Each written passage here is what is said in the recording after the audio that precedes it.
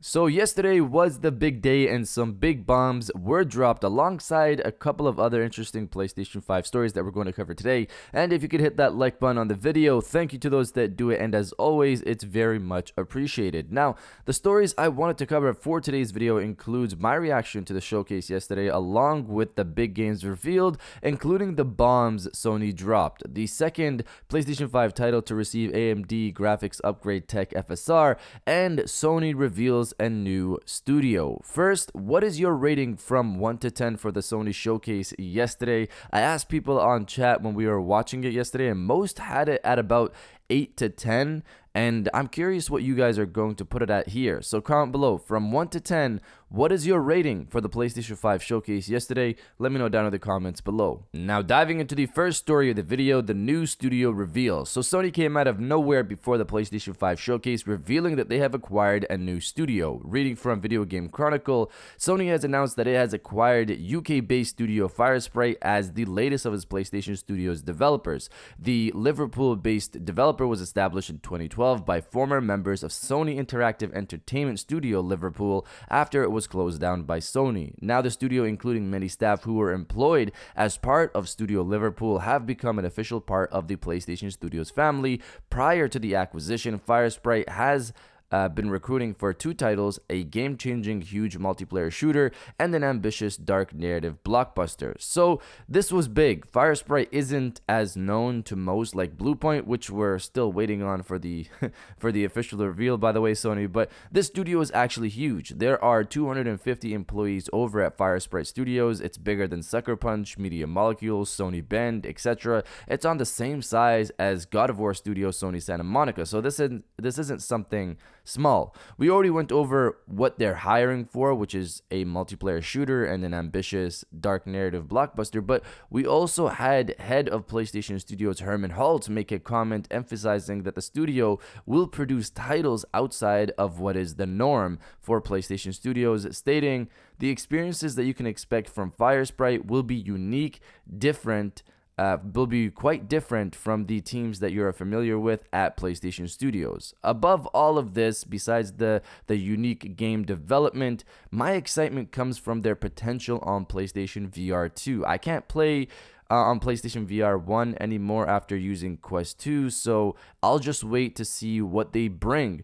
for PlayStation VR 2 whenever that comes out, which is probably sometime in late 2022. Now diving into the second story of the video, Sony drops bombs. So yesterday was pretty crazy in terms of what was revealed. The PlayStation Showcase had some good games shown before PlayStation Studios jumped in. Forspoken got a new trailer. Project Eve looks like it has some solid gameplay. Reminded me of Bayonetta. I'm a fan of that franchise. Star Wars The Old Republic remake, we got a teaser for that. Ghostwire Tokyo got a new trailer. We got the announcement that Uncharted 4 and Lost Legacy will get a remaster on PlayStation 5 and PC. For this, all I care about here is bring on the DualSense, and I'm in. This was all shown before the bombs near the end of the show, and I feel some are forgetting that, but people will end up playing these titles when they launch. So these are definitely titles people want to play. I can't lie, I was pushing for those PlayStation Studios reveals yesterday as well while watching, but looking back now, there were some good updates before the end of the showcase. Near the end though, we had head of PlayStation Studios Hermen Hulst come on the screen to give a brief speech, which was then followed up by multiple bombs. We got the first teaser and official announcement that Insomniac Games will be working on a new Wolverine title exclusively for PlayStation 5. No cross-gen here. This blew my mind. I was surprised. I guessed that maybe a Wolverine, maybe a Venom game in the past, which brings me to the second bomb drop here, Spider-Man 2. Like, at this point, Insomniac Games is an entire fleet of studios themselves. The sheer level of productivity coming out of that studio is insane. I'm not sure how they do it. When I was watching, I was confused because Insomniac Games have two studios working on games. Wolverine will be taken on by the team who made Miles Morales, so that's definitely in the early phases since Miles came out about a year ago. The people who worked on Spider-Man PS4 are working on the sequel, and then the Ratchet and Clank team, have they merged into working on Spider-Man 2 and maybe this Wolverine title, or are they working on more Ratchet and Clank, or has Insomniac become the Marvel studio now, which I'm all for because they do great work. I would of course love another Resistance and another Ratchet and Clank game at some point, but they've got Spider-Man 2 and Wolverine coming, so I'm perfectly fine here. Also, Spider-Man 2 was given a year of release, which was 2023, and that makes perfect sense. I saw some people disappointed with that, which doesn't make sense. How many games they have they already released? 2023 makes perfect sense for Spider-Man 2.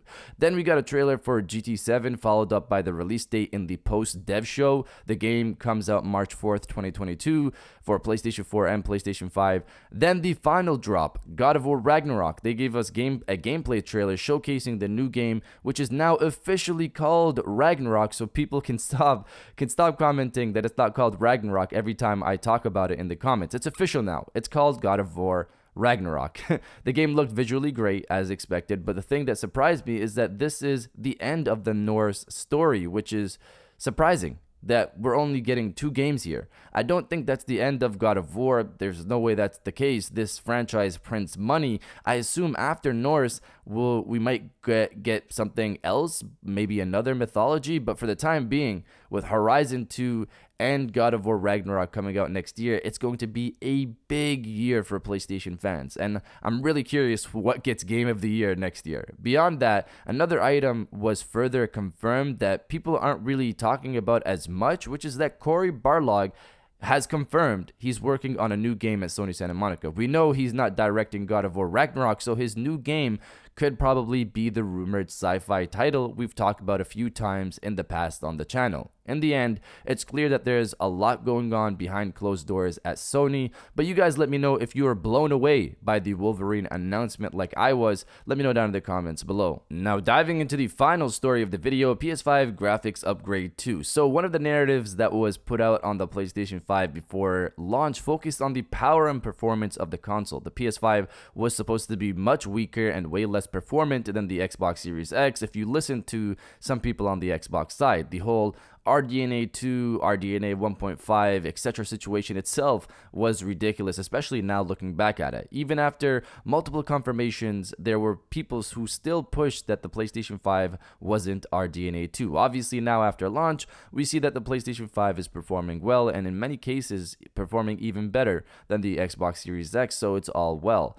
In recent memory, we started talking about this graphics boost tool known as FSR, Fidelity FX Super Resolution, which regardless of what people want to say, is being compared to NVIDIA's DLSS tool. The purpose here is to downgrade native resolution but keep picture quality up. This leads to freeing up resources that can be used to boost performance. So while your game might not be native 4K, the picture quality will look close to it, but now your game runs at 100 frames per second instead of 60 frames per second, for example. This tool pushed another narrative which basically amounted to PlayStation 5 not being able to use it.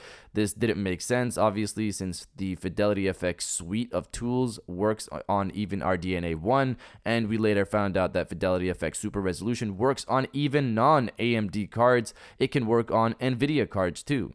Regardless, even with Microsoft promoting FSR first before Sony, I don't think even Sony promoted it, PS5 landed with the first FSR enabled title in Arcadegeddon, and now the second FSR title is set to release soon, and that is Riftbreaker, which comes out October 14th. This game will support 4K with ray tracing enabled thanks to FSR. All this to say, with each negative PS5 narrative getting proven wrong, more will come, of course, and probably follow the same route. Not saying the PlayStation 5, of course, doesn't have issues, but power and performance aren't one of them so far. But you guys let me know if you're surprised by the performance that the PlayStation 5 has delivered so far or not. Let me know down in the comments below. And if you guys did enjoy this video, please hit that like button, as it always helps. And subscribe if you're new. I got new videos every Monday, Wednesday, and Friday. And now I'll check you guys out on the next one. And welcome back to the after show. This is the part of the video where we have a little fun down in the comments below. If you're old, welcome back. If you're new, welcome. For today's thing, what I want you guys to do is to body, obliterate, destroy, and overall harass the comment section with back-to-back PS5 hitters. Obviously, Insomniac has been delivering amazing games, and the showcased big hitters set to come for PlayStation 5. So if you're excited for all of that, destroy the comment section with back-to-back PS5 hitters, and I'll definitely heart those comments like I always do because I appreciate everybody who stays to the end of my videos. And now I'll check you guys out on the next one.